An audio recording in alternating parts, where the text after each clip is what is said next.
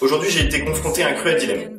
Parler de la fin du monde qui approche, ou parler de cette Suédoise qui a des délires sexuels plutôt bizarres. Évidemment, comme vous en doutez, je vais parler de la fin du monde. Quand on regarde bien, on remarque qu'au cours du temps, les fins du monde sont de plus en plus dignes des scénarios des films d'Hollywood. En 2000, le bug de l'an 2000, retour à l'âge de pierre. En 2006, cataclysme nucléaire. En 2012, choc avec une autre planète, inversion des pôles, montée des eaux. En 2018, invasion des extraterrestres à 3 têtes, 8 bras, 5 jambes qui veulent réduire les humains à l'état d'esclaves. Implosion de la Terre, collision de toutes les planètes du système solaire avec le Soleil. Mais en France, on n'a pas besoin de ça pour que ce soit le bordel. Regardez en hiver, on est tous étonnés de voir la neige, et la France est paralysée. Et toute cette histoire de fin du monde, le 21 décembre 2012, à cause d'une vieille civilisation composée de 3 glandus qui dansaient en slip autour de cailloux, et d'un film réalisé par des capitalistes voulant instaurer la terreur et dominer le monde. Non, c'est une blague. J'aime les capitalistes. J'aime l'UMP. Oui, j'aime l'UMP. J'aime les pains au chocolat. Et à force d'entendre parler de toute cette fin du monde, j'ai commencé à y croire et je me suis inscrit à un concours pour gagner mon propre abri anti-atomique. Ils ont l'air heureux. La fin du monde est imminente. Faites un geste.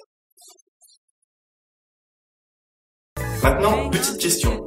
La majorité des personnes croyant à la fin du monde, c'est à cause du film 2012. Si je me souviens bien, à la fin du film, le monde est inondé. À quoi va servir un abri anti-atomique sous l'eau? Messieurs, mesdames croyant à la fin du monde, on vous prend légèrement pour des cons. Non mais sans rire, est-ce que les mecs qui croient en la fin du monde se sont posé la question de ce qu'ils allaient penser d'eux-mêmes le lendemain matin? Jour numéro 1 dans l'abri anti-atomique. La fin du monde est prévue pour demain. Je vous tiendrai au courant des événements. Jour numéro 2. Nous sommes le 21 décembre 2012, il est 10h. Pour l'instant, aucun signe de fin du monde. Jour numéro 7 dans l'abri anti-atomique. Il s'est rien passé. J'ai décidé donc de rester un peu plus longtemps dans l'abri. Histoire de méditer un petit peu. Eh Ben, sors de là. Il y a les voisins qui sont venus pour se foutre de ta gueule. Je me sens un peu con. Il y a aussi des dingues qui voient des liens avec la fin du monde de partout. Petit rappel, le tremblement de terre au Japon, c'était le 11 mars. Donc 11 plus 11, 22, ça n'a rien à voir. Enfin merde, comment le type a-t-il pu penser à ça? Trouver un lien entre ces deux choses et la fin du monde? Dans ce cas-là, ok.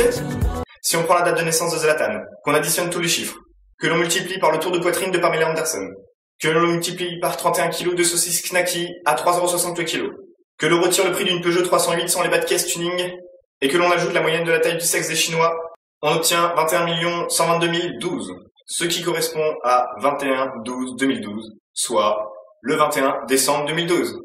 Étrange, non? D'après ce calcul, pourrait-on en déduire que la petite fille toute mignonne, toute jolie, qui fait la pub pour les saucisses knacky serait responsable de la prochaine fin du monde? Vous avez 5 minutes. Il y a aussi ce concept de la soirée fin du monde pour le 21 décembre 2012, mais ça peut laisser un peu perplexe quand même. Eh, j'organise une soirée fin du monde pour le 21 décembre 2012, tu viens? Ah ouais! Comme ça je vais pouvoir réaliser mon rêve, me mettre à 4 pattes tout nu devant tout le monde avec un entonnoir dans le cul.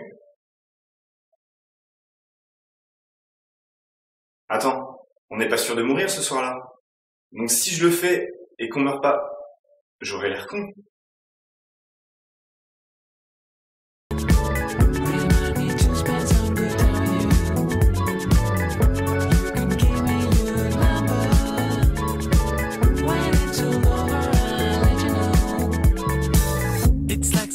Took my place, I ain't even playing my own game.